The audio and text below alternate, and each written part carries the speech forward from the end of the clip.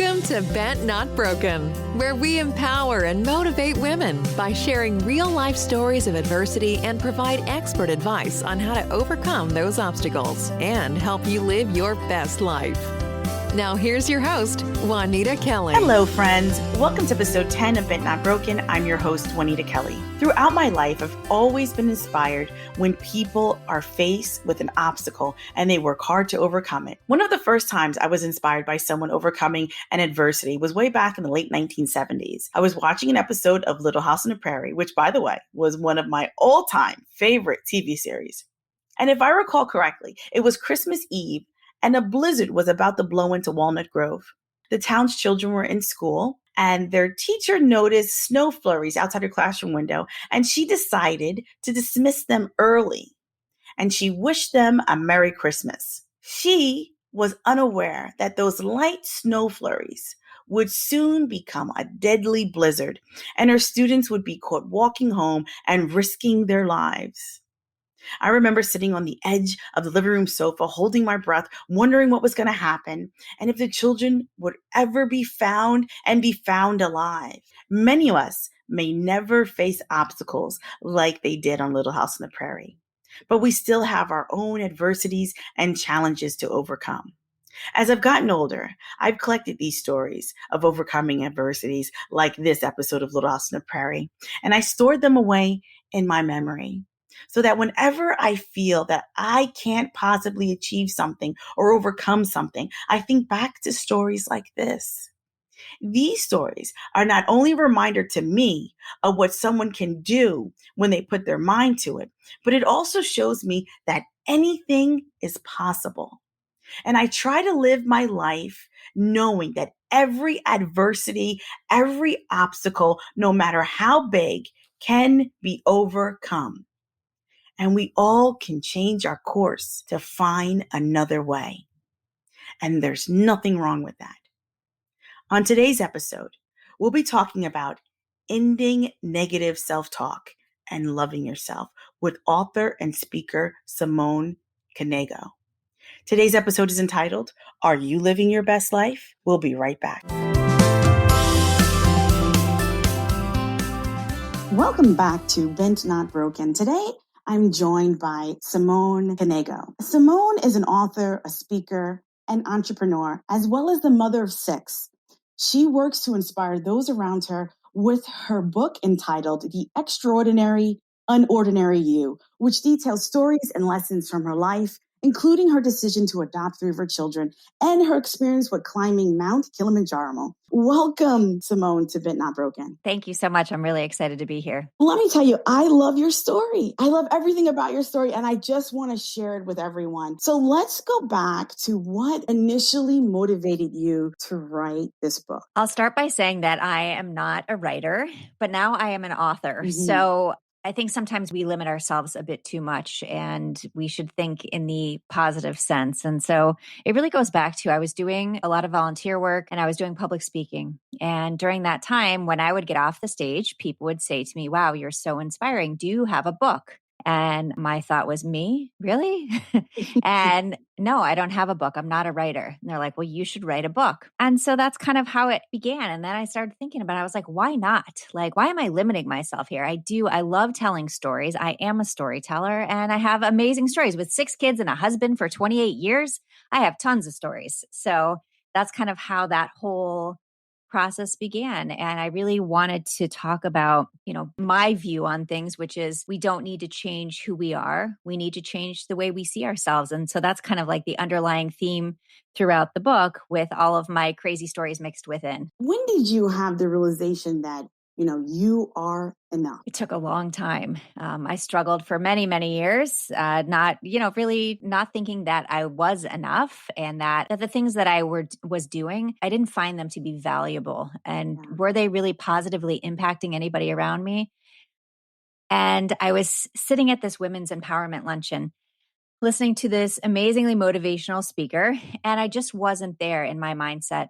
and so the thought that came to mind was, yeah, she's amazing, but that will never be me. And that was when I sat back and said, and that's the whole point. You're not supposed to be her. You're supposed to be you. She's already taken. You're supposed to be you. And look at the things that you're doing every day that positively impact the world, that inspire the people around you, because we all have those pieces. We just need to realize it. Mm-hmm. So would you consider your book as to be viewed as a motivational book, or do you think it's deeper than just that? Well, I don't give you steps on how to go through and say, okay, if I do these 6 steps, then I'm going to change everything. Mm-hmm. That's not the way I saw it. I really wanted to share my stories in a way because and I'll still say that I am an ordinary girl. And I think that is really important for me as a connection point that, I'm a mom of 6. I have chaos every day, the good, the bad, the ugly, that's just how it goes. And so, yeah, it's motivational, it's inspirational, but it's really about figuring out for yourself, what's important to you. What do you want? What do you want to be doing in 5 years, 10 years, whatever it is, understanding that you have all these amazing gifts within you to be able to move forward. Now, I think back to my own life and I ask myself quite often, am I living the best life that I possibly can be living? And I always come to the conclusion to myself, no, I could be better here, or I could be doing this differently. What would you say to the women who are at home or on a jog right now or listening this en route to going to work? What would you say to them would be one of the initial steps that they should take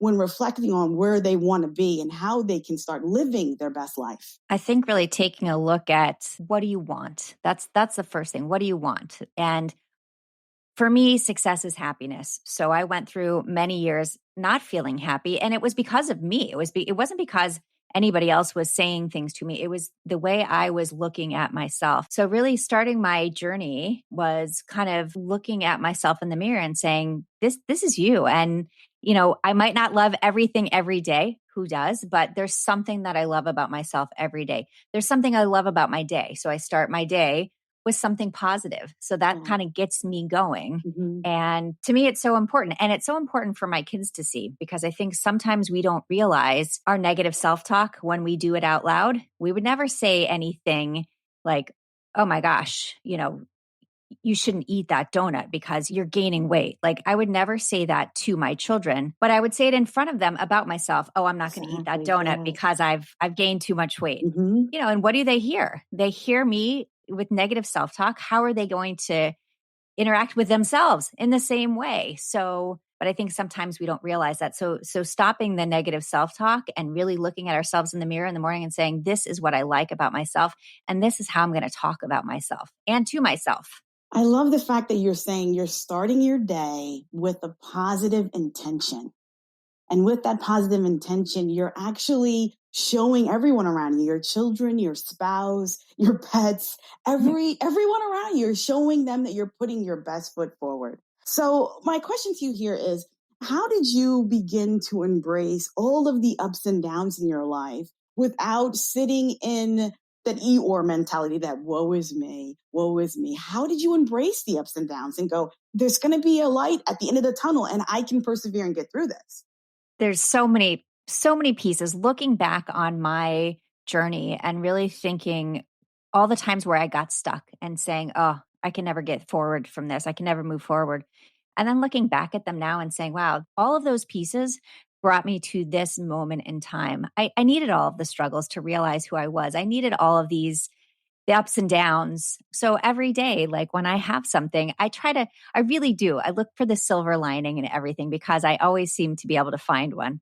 I'll give you a great example. We had an incident where my son got bit by a poisonous snake. He was away at summer camp. Yes, it was. I was out of the country and my husband had to fly up to Atlanta. We live in Sarasota, Florida, to get there. And he did fine. So that's the good part of the story. He had, multiple vials of anti-venom. He spent 3 nights in the ICU, but he did fine. And so when we got home, I had to take him to physical therapy. And it was our first day back home. We get back in the minivan. I call it the moving trash can, or I used to call it because it's no longer. And I'm looking around and there's looks like popcorn everywhere. And I was like, what is that? And we're backing up and I'm like, I know I cleaned the car. And then I look back one more time. I'm like, Noah, get out of the car. And he's like, what? I'm like, get out of the car. And, I'm like a crazy woman screaming at him. And so then I go and look through his door and there's just foam everywhere mixed in with rat poop. No. So Tell a me you rat, got mice in your car.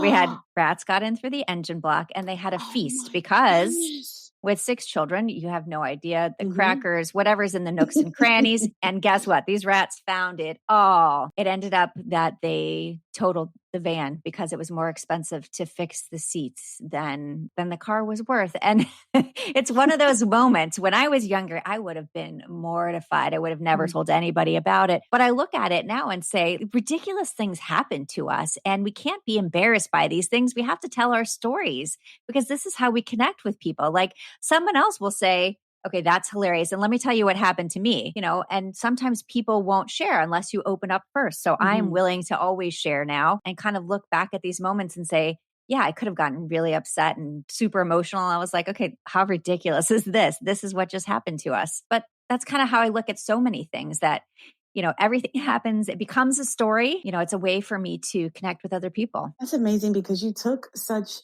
a bad situation. I mean, your son was just bitten by a snake. He spent 3 nights in the ICU. You're going to take him to physical therapy and you find out that rats have overrun your vehicle. Like that's amazing. How did you get the insurance to total it out? Yeah, well, I did. Trust me. Like here I am. My friends sometimes call me Positive Patty. And I'm like, oh, we'll just we'll get the pest control guy and he'll come look at it and it would all be fine. And the pest control guy did come look and he's like, you need to call your insurance company. And they actually, their first response was, so it's still drivable. And I said, yeah, it's still drivable. He was like, well, why don't you drive it up to the appraiser? I was like, I am not getting in that car. I was like, there is a rat or 17 in there and they're going to jump on my head while I'm driving. And then I'm going to have an accident and it's going to be more expensive for you. And he said, ma'am, I understand. I'll send a tow truck. And honestly, even then I still thought, oh, they'll fix some of the seats and it will be fine. And the guy said, it's not fixable. He's like, I've done this for 20 something years. I've never seen anything like this. And it's the first time I have said that I have to total the car because a rat ate your seats. And I was like, oh, good. I'm so happy to be unique, happy to be different. So Yeah. isn't it wonderful that you can take such a story through? Some other people might go, wow, that's a horrible thing and be so ashamed or, didn't want to just share it with other people, but it made me laugh. And it also made me think like, you know what, tomorrow's a new day. And there was a bright side to this. You got the insurance money and you were probably able to buy another car. Yeah. And it was no longer a moving trash can, which is fantastic. Right. So, again, silver linings in all of it. So most definitely. So you basically are just looking at things with a bright perspective. Let me ask you. So as a mother, you're a mother of 6 and you have 3 adopted children, correct? Yes. Okay. So tell me, how is it when you wake up in the morning and you have a house full of kids? And I'm assuming they're all different ages. Yes. Right now I'm a 50% empty nester because 3 are away at school. So I only have 3 at home. God bless you.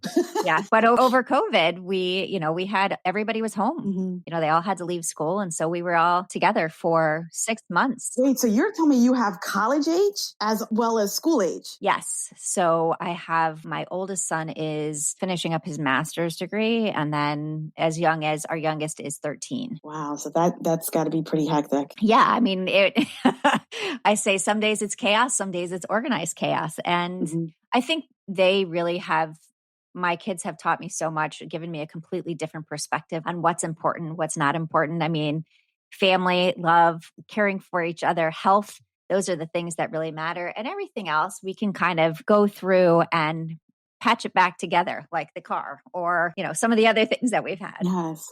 Yeah, it's crazy, but I couldn't imagine my life any other way. So when you think about your children and the time that you've been a mother, when you think about your kids, what lessons are they going to be taking away from your parenting that's going to teach them to live their best life? Yeah, they take a lot of lessons away because I'm, I'm really big on them self-advocating. I'm really big on kindness and, making sure that when they see someone alone or having a hard time that they reach out. And, they're kids. So sometimes it's like easier said than done. But I'll give you a good example. I was with my youngest daughter. She's 13 and we were in the Starbucks drive-thru and I was waiting actually to get into the drive-thru line. And I left enough space thinking, okay, in case anybody needs to pass me to go through the rest of the parking lot, I'll make sure I leave enough space. And then of course, we're just about to move forward and a car cuts in front of us and goes into the drive-thru line. And I had this moment where I was like, I can't believe that someone just did that. Like, this is so ridiculous. And I'm getting all worked up that someone jumped in front of me in Starbucks. And my daughter starts laughing and she's, Mom, I think you might need to reread your book. I love it. Because we're human. Yes, we're human. Yeah. It happens. Yeah. And she's like, you got to think about this patient stuff and you got to, all these things. And then she's giving me all the scenarios, like you said, Mom, maybe this person, maybe she didn't even notice. Maybe something bad just happened and she's not paying attention. Or maybe she really has to get to work and she needs that cup of coffee. And so she's going through these scenarios with me, which is completely what I would do with her when there was any kind of social situation that she struggled with. And then we get up to pay at the window. And of course, the person who had cut us off paid for our drinks. See, that's wonderful. Yeah. And then my daughter said, well, since they paid for ours, can we pay for the people behind us? And then it was a whole conversation of how long do you think that will go on for? How many people will buy drinks for the next person just because of kindness? And so I think they do. Our kids are sponges, right? So most definitely, yes. They take so much away from what we say, what we don't say, how we talk to ourselves, how we talk about ourselves. And that's why it's so important that we recognize all of those pieces so that our kids can feel good about themselves. I was reading a couple of studies. I'm working on this new keynote, and 7 out of 10 girls don't believe that they're enough, and that only 4% of women worldwide would find themselves to be beautiful. And 78% of girls by the time they're 17 years old say they don't like their bodies. We got to do better. For me, the way I talk about myself and the way I talk to myself, I want to make sure I'm modeling the behavior that they feel comfortable in their own skin. Mm-hmm. Now, let me ask you another question. I know as I am biracial and my mother's Ethiopian and Puerto Rican, and I understand by my producer that you have 2 Ethiopian children yes, that you've adopted. And I think that's just wonderful. How is it raising Black children, knowing that you're not African American and considering the climate that we're in right now? Yeah. I mean, I think our conversations are always very open. We're a family. We don't have to match. We love each other exactly for who we are. I think that one of the things that has happened in our family is that I feel we see the world a bit differently. We see it as this amazing place where, there is so much diversity and we need to embrace it. And we need to understand what other people go through. And, looking at my kids, I'm thankful for the family that I have. There's times where, the first time I worked on Millie's hair and I'm thinking, okay, am I doing a good enough job? And then I said to myself, I am doing my best and that is a good job. Yes. So, a lot of things I had to learn, but I love that. Oh my gosh, they're my kids and that's all that matters. I love that because you want to know what? It takes a village. And I love the fact that you are embracing other cultures and you're showing the world how we can all love one another, even for our differences. And I think that is amazing. And, my father being Caucasian and my mother, like I said, Ethiopian and Puerto Rican, I grew up seeing everyone as the same. Yeah. And when you become an adult and you go, okay, wait a second, not everyone feels the same way that I feel. I love to see other parents that are embracing children of all backgrounds. And I just think that's just amazing. And I commend and applaud you for what you've done. And I think that's just beautiful. Thank you. Yeah. I mean, again, we're so fortunate. Like we have this amazing family and I've had people say to me, well, what do you say about seeing color? I said, of course we see color. Like that's part of who our kids are. Yeah. That's, no, we're not colorblind. Hello. This is our family. Like we are all diverse in so many ways and it's respecting other people and accepting them for who they are. That's so important to me and to my children. Simone, you are truly living your best life. And I feel it. So tell me, what was your experience with climbing Mount Kilimanjaro? How did that all come about? So that was one of those, I say it fell in my lap and people laugh when I say that, but a friend of ours had climbed it the year before, and he went with an organization called Survivor Summit with the Livestrong Foundation. So raising funds and awareness for the Livestrong Foundation. And so he asked my husband, hey, they're putting together another team for next year. Do you want to do it? And of course, stories are all about perspective. So the way I tell the story is my husband counted to 3 and then said, no, thank you. Call Simone. And they did call me. He's like, that's not exactly how I remember. I said, that's okay. That's what storytelling's about. And so they did. They called me and I said, yes, absolutely. And I have never climbed anything before in my life. I live at sea level. I have some steps. I've gone camping a couple of times, but that's about as good as it got. But you know what? Once I committed to it, my mindset was, I'm going to do this. Trust me, I had lots of people ask me, are you sure? Do you really think you can make it to the top? Oh, no, I don't think I can make it to the top. That's why I'm doing this. Thank you for your support. Yeah, of course I thought I was going to make it to the top. And the reason I thought that was because as soon as I committed, I put in the hard work to get myself in shape so that I could do it. I was not in shape to climb a mountain when I first started, but I was once I got there. So you set a goal for yourself. See, this is amazing because a lot of us who are sitting at home listening think, I want to do these things. And then time passes and they never get to accomplish those things that they wanted to do. But the difference between people that accomplish their goals and those that don't is that you actually took the steps that you needed to make sure that you could accomplish your goal. Whatever you had to do to prepare yourself to climb Mount Kilimanjaro, you did it. And then you followed through. And that's what's important. So tell me, when you were training and getting yourself prepared to climb Mount Kilimanjaro, how many times did you go to yourself, maybe I should stop? Or did you just keep going, I could do this? I actually just went, I could do this. I can do this. I got this. I can do this. And I love that. I think it was also part of it was, well, 2 pieces. One, failures are fine. That's how we learn, right? We make mistakes. We have bumps in the road. They're not boulders that block us. They're things that we learn from and we move forward. So I didn't really ever think of it as, oh, what if I fail? Because, that's just part of my journey. I really thought of it as how cool is it going to be when I'm standing at the summit? What a great thing for my kids to see that when you commit yourself to something, when you work really hard to get there, you can do it. I'm not saying I could be an astronaut. That I couldn't do because, I think that is, I'm a little too old for that. But I think, everybody has a Kilimanjaro. What's your Kilimanjaro? What's something that you really want to do? And take the time to plan it out, figure out how you can put in the work to get there, and you can get there. What was the feeling, if you could describe it, when you reached the summit of Mount Kilimanjaro? So I'm going to go back to the 2 things again. But so one thing that happened was there was actually 3 different peaks. So when we got to the first peak, it was right at sunrise. And I took out my phone to take a photo and I had 3 bars, which is crazy. And so I was able to call home and my husband answered the phone. And I could hear the kids cheering in the background. And so, of course, I'm crying and the tears are freezing to my face. And, it was that was one of the coolest things because I was it was exhausting. I couldn't breathe, all of these things. And I was like, this is why I am here. And then when we got to the ultimate summit, wow, I was climbing with amazing people that some of them were cancer survivors. Others were climbing in honor of a friend or family member. And so it made it so powerful when we reached the summit and to really think about parts of my life, how I got to that moment, everything that I had gone through, the struggles that I had when I was younger, where I didn't believe in myself. I really kind of left those all behind when I got to the top of the mountain because I thought, I can do this. I did this. I believed in myself.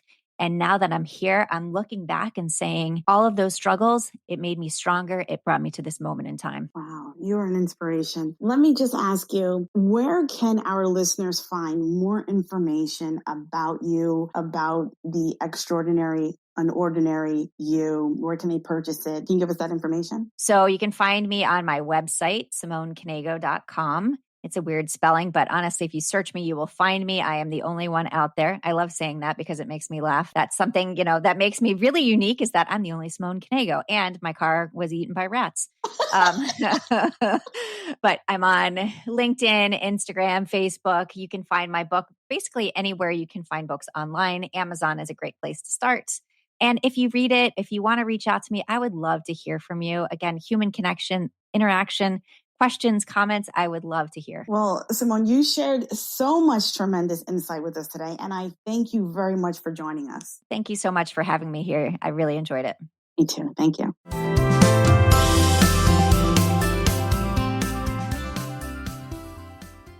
On the next episode of Bent Not Broken, we talk with the love coach, author, and speaker, Junie Moon, as we discuss reclaiming your beauty. Thank you all for joining us. We'll see you next time. Bye for now. This has been Bent Not Broken with Juanita Kelly. Thanks for listening. You can find us online at www.bentnotbroken.co, all major podcast platforms and YouTube. Be sure to follow us on social media at Bent Not Broken Podcast.